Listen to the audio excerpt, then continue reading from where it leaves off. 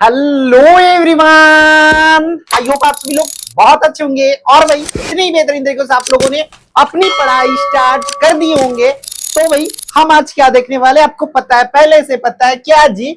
मापन एवं मात्रक, जो कि कक्षा 11वीं भौतिकी का चैप्टर नंबर 1 है।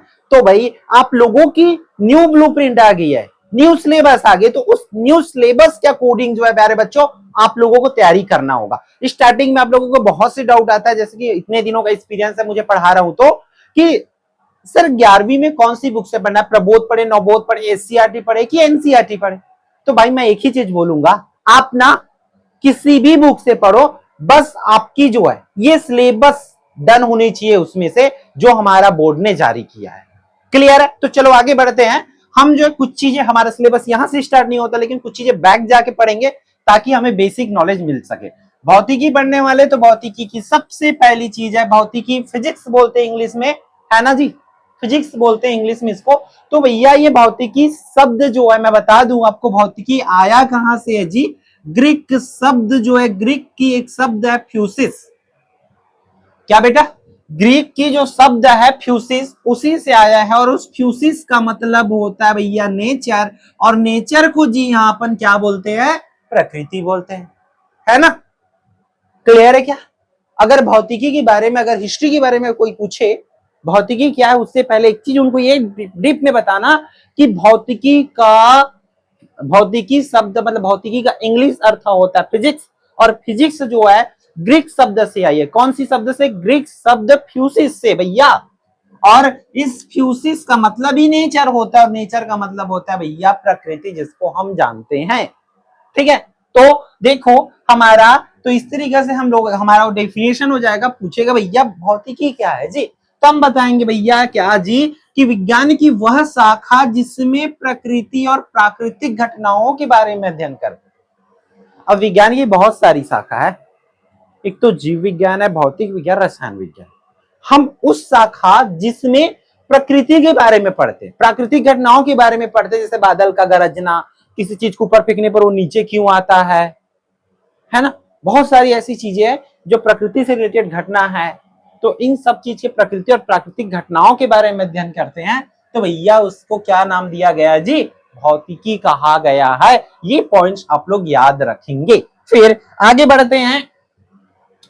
देखो अब ये प्रकृति की बात करें तो पूरी प्रकृति भैया, पूरी ब्रह्मांड जो है हमारा, ठीक है, ये प्रकृति जो है दो वस्तुओं से मिलकर के बना है जी। एक तो द्रव्य, द्रव से बना है, और एक तो ऊर्जा। द्रव्य नहीं बोल रहा हूं जी मैं, हालांकि पहली बार मुंह से निकला द्रव्य, बट मैं अभी बोल रहा हूं द्रव के बारे में बोल रहा हूं। सॉरी, यहां पर द्रव ना होकर के द्रव्य होना चाहिए। ठीक है? एक तो है द्रव, नहीं द्रव्य है ये। द्रव्य और ऊर्जा से मिलकर के बना ये वाली द्रव्य, ठीक है, जो कि यहां पे मेंशन है। मैं क्या बोल रहा है यहां पर? द्रव्य। ठीक है? तो द्रव्य और ऊर्जा दो चीजों से मिलकर के बना है। तो अब ये द्रव्य और ऊर्जा क्या होता है? तो भाई द्रव्य और ऊर्जा से बना है, तो द्रव्य और ऊर्जा के आधार पर भी परिभाषा दिया जा सकता है कि विज्ञान की वह शाखा जिसमें द्रव्य, ऊर्जा और उनकी अंतर क्रियाओं का अध्ययन किया जाता है, उसे भौतिकी कहते हैं भैया। क्या जी? जिसमें हम लोग द्रव्य और ऊर्जा के अंतर क्रियाओं के बारे में पढ़ते हैं जी, वो क्या हो जाएगा? हमारा भौतिकी हो जाएगा। और द्रव्य किसको बोलते हैं बेटा? तो द्रव्य बोलते हैं भैया जो स्थान घेरता है जी, जो स्थान घेरता है और जिसका अनुभव हम अपनी ज्ञानेंद्रियों से कर सकते हैं। दो चीज जी, दो चीज में ना, जिसमें द्रव्यमान होता है जी, अगर कुछ ना कुछ उसकी वजन होनी चाहिए। द्रव्यमान होता है, स्थान घेरता है, और उसका अनुभव हम अपनी ज्ञानेंद्रियों से कर सकते हैं, वही क्या है जी? द्रव्य। इस पूरी ब्रह्मांड में, पूरे प्रकृति में जो जिसका द्रव्यमान है, जिसका क्या है, जो जगह घेर रहा है इस दुनिया में, है ना, और उसका अनुभव हम कर सकते हैं। अनुभव कर से मतलब ज्ञानेंद्रिय क्या क्या है? सुन के, है ना, त्वचा से, नाक से, कान से, जीभ से, आंख से, यही सब चीज क्या होगा? वो हमारा है भैया द्रव्य। क्योंकि द्रव्य से बना और ऊर्जा से बना। ऊर्जा क्या होती है? हमारी कार्य करने की क्षमता को ऊर्जा कहते हैं। इस तरीके से आप बेसिक पॉइंट याद रखें। बट ऊर्जा एक जो है भाई, इसको पढ़ने के लिए एकदम डीप पूरी चैप्टर्स करना पड़ेगा। ठीक है? तो चलो देखते हैं, आगे बढ़ते हैं। यहाँ पर तो प्रकृति की मैं दो परिभाषा बता दिया हूँ। किसका? सॉरी, भौतिकी का एक तो बताया हूँ, कि भाई जिसमें हम प्रकृति और प्राकृतिक घटनाओं के बारे में पढ़ते भैया, वो क्या है, हमारी भौतिकी है। एक तो मैं बताया हूँ जी आपको, क्या बताया हूँ, जिसमें हम द्रव्य और ऊर्जा की अंतरक्रियाओं के बारे में पढ़ते, वो भौतिकी है, इस तरीके से बता दिया। और भौतिकी आया कहाँ से जी, ग्रीक के फ्यूसिस शब्द से आई है, जिसका अर्थ होता है खुद ही नेचर, नेचर मतलब प्रकृति होता है जी। क्लियर है जी। फिर अब भौतिकी की शाखा की बात करें ना भैया, भौतिकी की दो शाखा होती है जी, ठीक है। भौतिकी की दो शाखा होती है, कौन कौन सा जी, एक तो जो है भैया चिर सम्मत भौतिकी, और एक तो होता है जी भैया आधुनिक भौतिकी। चिर सम्मत भौतिकी को अपन क्लासिकल फिजिक्स बोलते हैं, मॉडर्न फिजिक्स जो होती है आधुनिक भौतिकी होती है। आप क्लासिकल को सिर्फ डांस को सुनी होंगे ना, क्लासिकल डांस है करके, तो जो पुरानी डांस होती है उसको क्लासिकल डांस बोलते थे। ठीक उसी प्रकार जो हमारी भैया पुरानी भौतिकी होती है उसको क्या बोलते हैं जी, चिर सम्मत भौतिकी बोलते हैं, जो कि 1900, यहाँ 18 लिख दिया गया बाय मिस्टेक, 1900 से पहले, ठीक है। अभी कौन सा चल रहा है जी, 2026 चल रहा है ना, सब जानते हो जी। तो 1900 से पहले की भौतिकी ला चिर सम्मत भौतिकी की थे, और 1900 के बाद के भौतिकी ला का बोलते, आधुनिक भौतिकी बोलते। ये दोनों क्लियर है क्या भैया, है ना। फिर जो चिर सम्मत भौतिकी है इसमें यांत्रिकी आता है, उष्मागतिकी, प्रकाशिकी, विद्युत चुंबकत्व, है ना। और उसी तरह आधुनिक भौतिकी जो अभी के भौतिकी 1900 बाद, मतलब 1901, 1902, 1930, 1947 में देश आजाद, वैसे इस सब चीज की इस टाइम में जो भौतिकी आया है उसको आधुनिक भौतिकी, मॉडर्न फिजिक्स बोलता है। इसमें आता है सापेक्षिकता का सिद्धांत, क्वांटम यांत्रिकी, परमाणु, नाभिकीय, इलेक्ट्रॉनिक, ये सब चीजें जो है आता है। ये जो है हमारी सिलेबस से आउट हो गया, बट बेसिक नॉलेज के लिए आपको ये चीजें मैं पढ़ा रहा हूं ताकि आपकी जानकारी मिले। हमारी मेन सिलेबस जो स्टार्ट होगा प्यारे बच्चों, यहां से, कहां से जी, भौतिक राशि से। कहां से, भौतिक राशि से, क्योंकि पाठ का नाम है मापन, है ना। तो भाई भौतिक राशि से स्टार्ट होगा। तो चलो देख लेते हैं भाई, इस टॉपिक को भी खत्म करते हैं। ऐसे देखो भौतिक राशि पूछ रहा है तो हम क्या बताएंगे, भौतिक राशि भैया बोलेंगे किसको, फिजिकल क्वांटिटी इंग्लिश में, ठीक है। तो ऐसी राशि जिसका मापन किया जा सकता है उसे भौतिक राशि कहते हैं, सिंपल है। भौतिक राशि क्या कहते हैं, जेला माप सकथन, है ना, जेला माप सकथन, तौल सकथन, वही काजी थारे भाई भौतिक राशि। अगर कोई चीज नहीं नाप सकत वो भौतिक राशि न। दुख, दुख ला नाप सकता होगा, दुख को अपन नहीं नाप सकते ना जी। भाई मोल 1 किलो दुख है, 2 किलो दुख है, 1 ग्राम दुख है, 1 दर्जन दुख है, बोल सकते हो क्या जी। टेंशन को, भारी टेंशन है, बोल सकते हैं भैया। कम टेंशन है मोला, बिल्कुल टेंशन नहीं, बोल सकते ना। 1 यूनिट टेंशन, 2 यूनिट टेंशन होता है क्या, वो वाली टेंशन अलग है भाई, जो हमारी हमें लगता है टेंशन वो वाली। डर हमें का 1 पाउडर 1 किलो नहीं ना भाई। तो जिसकी मापन नहीं किया जा सकता वो हमारी भौतिक राशि नहीं है, बट जिसको हम माप सकते हैं वो हमारी भौतिक राशि है भैया। कौन कौन से जी, लंबाई, लंबाई नाप सकते हो जी, हाँ जी, ये भाई है 75 इंच की बोर्ड। द्रव्यमान नाप सकते हो जी, हाँ भाई इसका है 10 किलो वजन। समय नाप सकते हो, हाँ भाई क्लास एक चैप्टर को खत्म करने में 50 से 60 मिनट लगता है ना। बल, इसको उठाने में बल लगेगा, इसको लाने में चाल लगेगा। तो ये सब कुछ जो है जी आपका भौतिक राशि है जिसका हम लोग मापन कर सकते हैं। तो लिख लोगे क्या जी बिना रटे, हम लोग जिसकी मापन कर सकते हैं, माप सकते, तौल सकते हैं, वही क्या है जी, भौतिक राशि। भौतिक राशि को उदाहरण 2-3 ठो छाप देना, टीचर खुश हो जाएंगे। फिर क्या लिखना है जी, ये भौतिक राशि भैया 2 प्रकार के होते हैं। कौन कौन से जी, एक तो होता है भैया मूल राशि और एक तो होते जी काजी उत्पन्न राशि, ठीक है। एक होता है मूल राशियां, दूसरा होता है व्युत्पन्न राशि। तो दोनों को देखते हैं भैया, टेंशन ना लो जी, ठीक है। मूल राशि को लगी थे, ऐसी राशि जिन्हें व्यक्त करने के लिए अन्य भौतिक राशियों की आवश्यकता नहीं होती, ठीक है। ऐसी राशि जिसको व्यक्त करने के लिए अन्य भौतिक राशियों की आवश्यकता नहीं होती उसे ही मूल राशि कहते हैं। जबकि ऐसी राशि, कैसी राशि जी, जिसको व्यक्त करने के लिए अन्य राशियों की आवश्यकता होती है, वो व्युत्पन्न राशियां कहलाती। कैसे कैसे कैसे समझा रहा हूं, टेंशन ना करो बाबा, ठीक है। लंबाई, अब किसी चीज की लंबाई बताने के लिए सिर्फ आप बोल दोगे एक रॉड है, मान के चलो ये है 15 सेंटीमीटर है, मेरा हाथ 20 सेंटीमीटर, ऐसा आप बता सकते हो ना कुछ भी जी, इसकी लंबाई बता सकते हो। तो जैसे लंबाई हो गया, द्रव्यमान, समय, ताप, ज्योति तीव्रता, विद्युत धारा और पदार्थ की मात्रा, ये सभी क्या है, मूल राशियां है। मतलब इसको बताने के लिए दूसरे भौतिक राशि की आवश्यकता नहीं होता। अब व्युत्पन्न किसको बोलते हैं भैया, जिसको व्यक्त करने के लिए अन्य राशियों की आवश्यकता होती है, जैसे कि क्षेत्रफल। क्षेत्रफल व्युत्पन्न राशि है जी, क्यों? क्योंकि क्षेत्रफल में भाई लंबाई और चौड़ाई दो चीज होता है, लंबाई और चौड़ाई को मिलाओगे तो होता है भैया आपका क्षेत्रफल होता है जी। क्लियर है जी, है ना? ये वाली गलत है, ठीक। तब होता है लंबाई और चौड़ाई लोगे तो क्या ये भौतिक राशि? ना भाई, ये दो चीज हो रही है ना भाई। लंबाई मतलब ये मूल राशि की लंबाई तो मूल राशि है, मूल राशि की जरूरत पड़ रहा है कि नहीं पड़ रहा है, मतलब वो हमारी भौतिक राशि, सॉरी मूल राशियां नहीं है, ठीक है। और चाल का सूत्र होता है दूरी बटा समय, दूरी को नापते हैं लंबाई से, तो लंबाई बटा समय। देख लो लंबाई और समय की जरूरत पड़ रहा है कि नहीं पड़ रहा है, तो वो उत्पन्न राशि है। क्लियर है? क्लियर है जी। क्या क्या बता दिए? भौतिक राशि के दो प्रकार बता दिए, दोनों के एग्जांपल बता दिए। बढ़ते मूव ऑन करते मापन की ओर। अब भाई मापन पढ़े हैं ना, मापन किसको बोलते हैं? वहां पर तो बोले जिसको माप सकते वही मापन है, बोला हूं ना। तो अब यहां पर समझ लेते भाई, मापन वह प्रक्रिया है जिसके द्वारा हम ज्ञात करते हैं कि कोई दी हुई राशि जो है मानक राशि का कितना गुना है, ठीक है। मापन का मतलब है मानक राशि से तुलना करना, सीधी बात है ना। तौल रहे हैं तो मानक राशि से तुलना कर रहे हैं। जैसे कि अब भाई मानक राशि क्या होती है भैया, समझना यहां पर कोशिश करना कि हम एक सेकंड किसको बोले होंगे कि भाई कुछ तो चीज होगा ना इस दुनिया में कि हम भाई इतना को ही एक क्या बोलेंगे, एक सेकंड बोलेंगे या 1 किलो।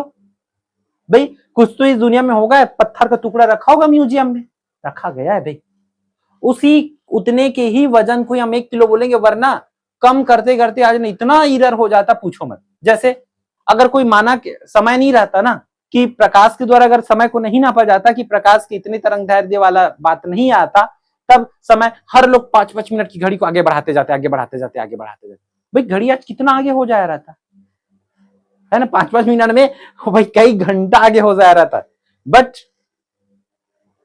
कुछ तो मानक चीजें है कि हम भाई इतना को ही 1 सेंटीमीटर बोलेंगे, इतना को ही 1 लीटर बोलेंगे, इतना को ही 1 सेकंड बोलेंगे, ऐसा मानक बनाया गया है। उसी से ही क्या करना है, आप क्या करना ही कहलाता है मापन। वह प्रक्रिया है कि दी हुई राशि जो है मानक राशि का कितना गुना है, उस चीज को आपको यहाँ पे लिखना है। फिर मापन के लिए बच्चों हमें जरूरत पड़ती है मात्रक की।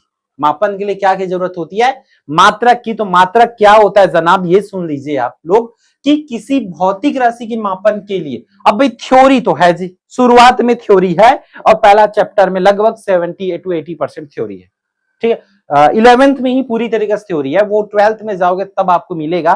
बट यहाँ पर जब आप न्यूमेरिकल्स वगैरह करोगे अगले चैप्टर, दूसरा चैप्टर से थोड़ी अच्छी अच्छी चीजें आपको मिलना चालू हो जाएगा। तो यहाँ पर ध्यान से देख लेंगे कि मात्रक किसको कहेंगे भाई, तो किसी भौतिक राशि को मापने के लिए हम जो मानक संदर्भ मानक उस भौतिक राशि का मात्रक कहते हैं, ठीक है। जो संदर्भ मानक होता है, अब मापने के लिए किसी न किसी चीज से तुलना करें, यहाँ पर जो मानक राशि से तुलना कर रहे थे ना, वो मापन है, मानक राशि से तुलना करना, और जिससे अपन तुलना करते हैं उसी को ही मात्रक कह सकते हैं। कि किसी भौतिक राशि को हम क्या करते हैं, मापन के लिए क्या चीज की हमें जरूरत पड़ता है, मानक की जरूरत पड़ता है, तो उस मानक को ही जनाब अपन क्या कहते हैं जी, मात्रक कहते हैं। क्लियर है भैया? ठीक है जी। फिर मात्रक दो प्रकार के होते हैं, एक तो जी मूल मात्रक और एक व्युत्पन्न मात्रक। एकदम बड़ा आसान है, मूल राशि के मात्रक लही मूल मात्रक केबो और व्युत्पन्न राशि के मात्रक ला व्युत्पन्न मात्रक केबो। सीधी बात, नो बकवास, ठीक है।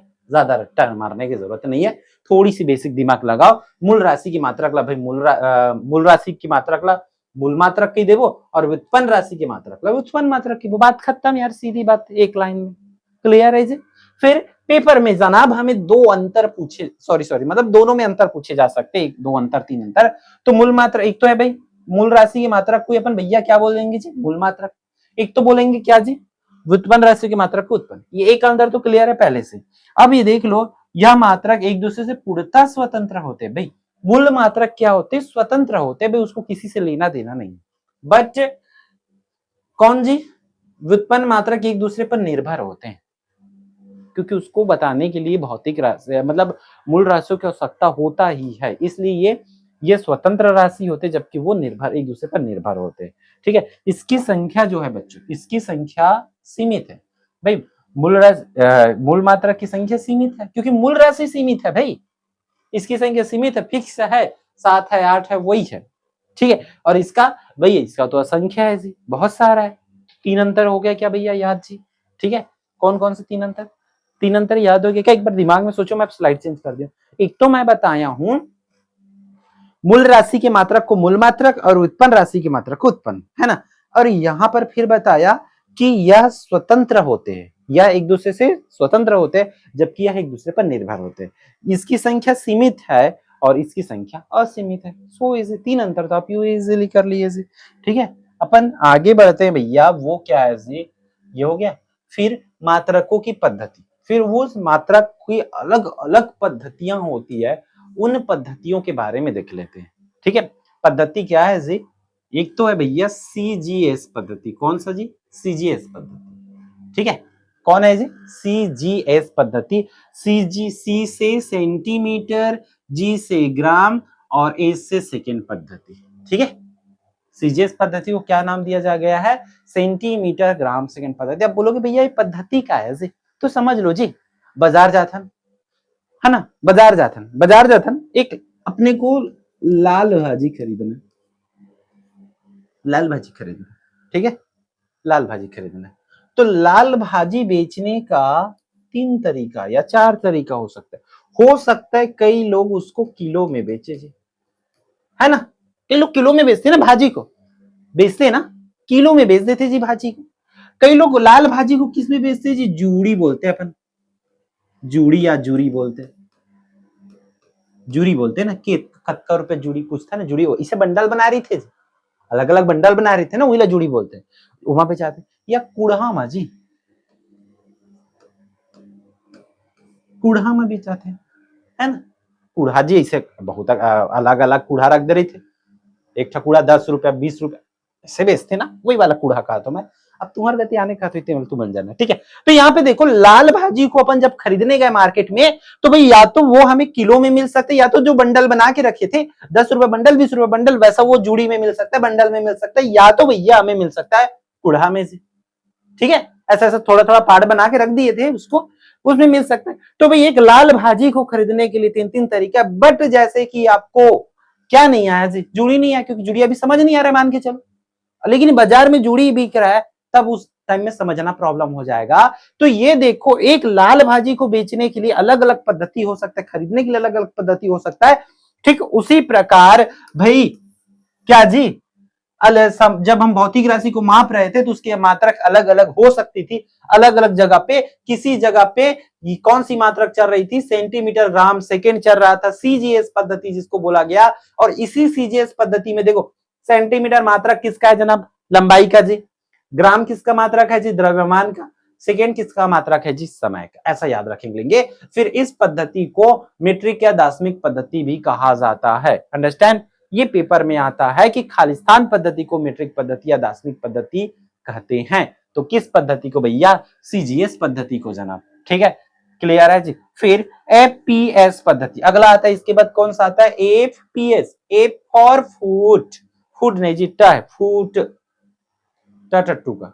ठीक है, फुट, पौंड और सेकंड पद्धति, फुट, पौंड एंड सेकंड पद्धति। ये सब एफ से फुट, पी से पौंड, ए से तो फुट किसकी भी लंबाई को, जब लंबाई को फुट में 1 फुट 2 फुट नापत रहे ना मन। ठीक है, द्रव्यमान को पाउंड में 1 पाउंड 2 पाउंड, पाउंड में बोलते हैं वैसे, और समय सेकंड में। तो इस पद्धति को क्या कहा जाता है? ब्रिटिश पद्धति कहा जाता है। तो 2 पद्धति देख लिया अपन, एक तो सीजीएस, एफपीएस, और अगला आ जाएगा भैया वो क्या है जी? एमकेएस। कौन सा? MKS. M for metre, K for kilometre, S for second. Metre किसकी मात्रक है? लंबाई का। द्रव्यमान किलोग्राम। मतलब लोग जो है 21 देखो, पहले लंबाई को सेंटीमीटर में नापते थे, फिर किस में आ गए? लंबाई को फुट में नापने लग गए, फिर किस में नापने लग गए जनाब? लंबाई को मीटर में नापने लग गए। इस तरीके से पद्धतियां चेंज हुई है, लेकिन समय सब में सेम है, समय सब में सेम है, सेकेंड ही है। क्लियर है? ठीक है, फिर क्या हुआ बच्चों? इसी एमकेएस में ना, एमकेएस पद्धति में विद्युत, जब एमकेएस पद्धति में विद्युत धारा की मात्रा एम्पियर को भी जोड़ दिया गया, फिर है ना जोड़ा गया, तो इसका नाम कैसा हुआ? जब एम्पियर को भी इसमें जोड़ दिया गया तो एम के एस, अरे यार एम के एस ए पद्धति, ऐसा ए पद्धति, ये गलत लिखा है यहाँ पर, है ना, एम के एस ए पद्धति, ए भी जोड़ दिया गया, ठीक है। जब इस पद्धति में एम्पियर को भी जोड़ा गया तो वैसा हो गया। फिर भैया देखो इतनी कंफ्यूजन थी कि भाई सीजीएस से मापना है, एमकेएस से नापना है, एफपीएस से नापना, इतनी सारी पद्धतियां था। लोगों को मार्केट में जाने से मतलब भाई चलो अपने देश में तो खरीद ले, कहीं और जाके मुझे सामान बेचना है, खरीदना हो तो कंफ्यूजन तो होगा जी। इसलिए एक ऐसी पद्धति बनाया गया जिसका नाम है एएसआई पद्धति, इंटरनेशनल पद्धति, कि भाई पूरे दुनिया में यही पद्धति चलेगा, यही पद्धति चलेगा करके एक अंतरराष्ट्रीय पद्धति जो है बच्चों बनाया गया। क्लियर है जी? ठीक, जिसका नाम है एएसआई पद्धति। एएसआई पद्धति को इंटरनेशनल ऑफ सिस्टम बोला जाता है। तो देख लो कितने भाई 7 है जी, ये है मूल राशियां, ठीक है, ये क्या है जनाब? मूल राशियां। तो एएसआई में जो है 7 मूल मात्रक है जिसको आपको याद रखना, जैसे लंबाई, ये याद ही होना चाहिए जी, ठीक है। लंबाई का मात्रक मीटर, द्रव्यमान का किलोग्राम, समय का मात्रक सेकेंड, विद्युत धारा का मात्रक एम्पियर, ताप का केल्विन, ज्योति तीव्रता है, ये ताप लिखा हो, ज्योति तीव्रता का कैंडेला, और पदार्थ की मात्रा का मोल। ऐसे 7 जो है मूल राशि है और उसके मूल मात्रक है। तो ये इंटरनेशनल है, इसको याद आपको होना चाहिए। बार बार मैं बोल रहा हूं कि लंबाई मीटर, द्रव्यमान, तो और इसकी संकेत भी है ना, इसका एम है, इसका केजी है, एस है, ए है, के है ना, ये पूरी चीजें आपको याद रखना पड़ेगा, मूल राशि और उसके मात्रकों को। क्लियर है जी? ठीक है यहां तक का। फिर ये याद कर लेना ये सब। फिर यहीं पर क्या है जी? पूरक मूल मात्रक, ठीक है। क्या है भैया? पूरक मूल मात्रक, जिसमें एक तो है जनाब समतल कोण, समतल कोण का होता है रेडियन, और घन कोण का होता है जी स्टेरेडियन। 2 ठो पूरक और है, सप्लीमेंट्री लाया गया, 2 ठो और पुरौनी है ना, पूरक मतलब पुरौनी, 2 ठो और मात्रक है। मूल मात्रक पूछे तो 7, लेकिन पूरक मूल मात्रक पूछे तो 2 ठो और बता देना, समतल कोण और घन कोण। समतल कोण का है भैया क्या है जी? उसकी मात्रक रेडियन, और घन कोण का स्टेरेडियन, ये आपको याद होना चाहिए। फिर अगला इंपॉर्टेंट टॉपिक है इस चैप्टर की, वो क्या है जी? सार्थक अंक। क्या है? सार्थक अंक मोस्ट इंपॉर्टेंट टॉपिक है। चलो देखते चलो भाई सार्थक अंक क्या होते हैं। तो किसी भौतिक राशि को यथार्थ पूर्वक व्यक्त करने के लिए उपयोग की जाने वाली अंकों को ही क्या कहते हैं? सार्थक अंक कहते हैं। बड़ा अच्छा क्वेश्चन है, इसके न्यूमेरिकल टाइप पर गणित वाला है। अब थोड़ा सा जो बोर लग रहा होगा, मान के चलो लगा 300 ही ना, अब नहीं लगा, कारण कि अब गणित वाला हो ना या बायोलॉजी वाला, तब मजे आना। सार्थक अंक निकाले दो, ठीक है। तो सार्थक अंक कोला के थे भाई, कोई भी नंबर ला यथार्थ पूर्वक या कोई भी भौतिक राशि है ना, ओला यथार्थता व्यक्त करने करे पर जो अंक यूज करता ना, वही लगा बोलता सार्थक अंक बोलता। तो देख लो सभी नियम, सार्थक अंक निकाले के मैं नियम बताता हूँ। पहला नियम है सभी अशून्य सार्थक अंक होता है। सभी अशून्य अंक जो है सार्थक अंक होता है। अंक लिखे बोला आगे है ना, सभी अशून्य अंक, अशून्य अंक मतलब शून्य के छोड़ बाकी 1 2 3 4 5 6 7 8 है, सब के सब का है सार्थक अंक। जैसे कि 443.5 है, तो इमा केठ सार्थक अंक है 5 ठो है जी, केठ है जी 5 ठो सार्थक अंक रही ये वाला, ठीक है। अशून्य अंक अगर 0 नहीं है तो हर कोई होमा के सार्थक अंक हरे। क्लियर है? अगला 43 में केठो सार्थक अंक रही 2 ही ठो, काबर की शून्य ला नहीं बोलना है, नहीं लिखना है, नहीं कहना है, ठीक है। इनमें 2 ही ठो सार्थक अंक। पहला रूल क्लियर है, अगर सार्थक अंक निकालने के लिए बोला जाए कि निम्नलिखित में सार्थक अंक बताओ करके, तो पहला रूल याद रख लेना आप लोग कि पहला रूल क्या है जी? सार्थक अंक मतलब क्या काजी, जब का भी शून्य अंक रही थे, शून्य न है तो शून्य के छोड़ बाकी सब कुछ है सार्थक अंक हरे। शून्य नहीं गिना, देखिए केठा सार्थक अंक है 2 ठो, जैसे कि 4 3 5 0 0, तेमा केठो सार्थक अंक है 3 ठो नंबर है जी, 1 2 3, 3 नंबर है तो 3 सार्थक अंक होगा। क्लियर है जनाब? ठीक है जी। फिर अपन आगे बढ़ते हैं, 2 अशून्य अंकों के बीच का शून्य सार्थक अंक होता है। क्या हो गया जी? पहले तो बोले कि यहां पर शून्य को सार्थक अंक नहीं बोलेंगे बोले, फिर उन्होंने हमें नियम बताया है पूरे फिजिक्स बुक में, क्या जी? अगर 2 ठो अशून्य, 2 ठो नंबर के बीच में अगर 0 रही तो बोला हमन सार्थक अंक मानबो। अगर दो ठो नंबर के बीच में, दो ठो नंबर है ओखर बीच में शुरू या आखिरी में रही तो नहीं भाई, शुरू में तबो सार्थक अंक नो है और आखिरी में रही तबो सार्थक अंक नो है, लेकिन बीच में अगर जीरो रही तो वह सार्थक अंक होगी करके ये रूल है, इसको याद रखेंगे। क्या हो जाएगा जी, देख लो सार्थक अंक कितना होगा, ठीक है 5 हो जाएगा, इमा केट हो जी 4 हो जी, अगर बीच में रही तो सार्थक अंक है और बीच में रही मतलब दो नंबर के बीच में है तो सार्थक अंक में गिना ही। क्लियर है। फिर प्रथम अशून्य अंक के बाईं ओर के सभी शून्य सार्थक अंक नहीं होते लेकिन दाएं के होते हैं, ठीक है। अब देख लो जी, इसमें एक सार्थक अंक होगा, इसमें कितना होगा 2 होगा। अब जब ये दशमलव वाला आता है समझो हम भाई इधर के, अगर आपको ऐसा इतना 0.5 मिला तो आपको कितना नंबर मिला 5, इसको नहीं काउंट करते हैं ना। तो अगर इस साइड का रहेगा है ना, इधर का बाईं तरफ का, तो बाईं तरफ के शून्य को हम लोग सार्थक अंक नहीं मानते हैं। अगर ऐसा हो तब इसमें भी ये सार्थक अंक नहीं होगा, इसलिए 2 लिखे। लेकिन बीच में रही तब तो सार्थक अंक रही चीज, यदि बीच में रही अब ए पार रही तब तो सार्थक अंक रही, यदि ए पर दशमलव वाला में ए पार रही तो रही।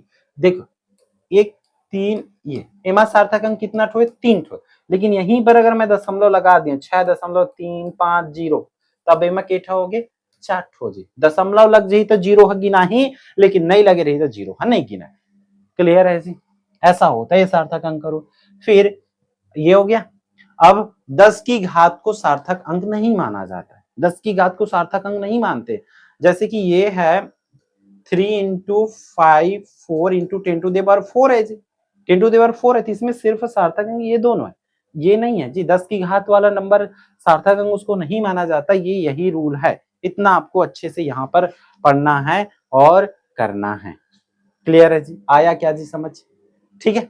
तो भाई ये सार्थक अंक वाला पोर्शन होता है। अगले आने वाली लेक्चर में मैं क्या सिखा दूंगा आप लोगों को जी, इसमें आने वाले लेक्चर में जैसे कि मेन इंपॉर्टेंट टॉपिक हो जाएगा इसका, वो हो जाएगा सार्थक अंकों के माध्यम से जोड़ना घटाना भी होता है ना, और विमी सूत्र वगैरह, ऐसा बहुत कुछ बाकी है अभी सार्थक अंक निकालना, और भी इसका भी तो सिर्फ रूल बताया, क्वेश्चंस बाकी, तो क्वेश्चंस भी कराऊंगा। क्वेश्चंस के बाद आपको और भी चीजें विमी सूत्र वगैरह, विमी सूत्र की शुद्धता की जांच करना, समीकरण की शुद्धता तक जांच, बहुत कुछ बाकी अभी। तो ये पार्ट 1 है भाई, कैसा लगा कमेंट करके जरूर बताएंगे और अपने दोस्तों तक शेयर जरूर कर देंगे। तो इस वीडियो में इतना ही, फिर मिलते हैं आने वाले इंपॉर्टेंट वीडियो में। जय जवाहर, जय Chhattisgarh and all the best.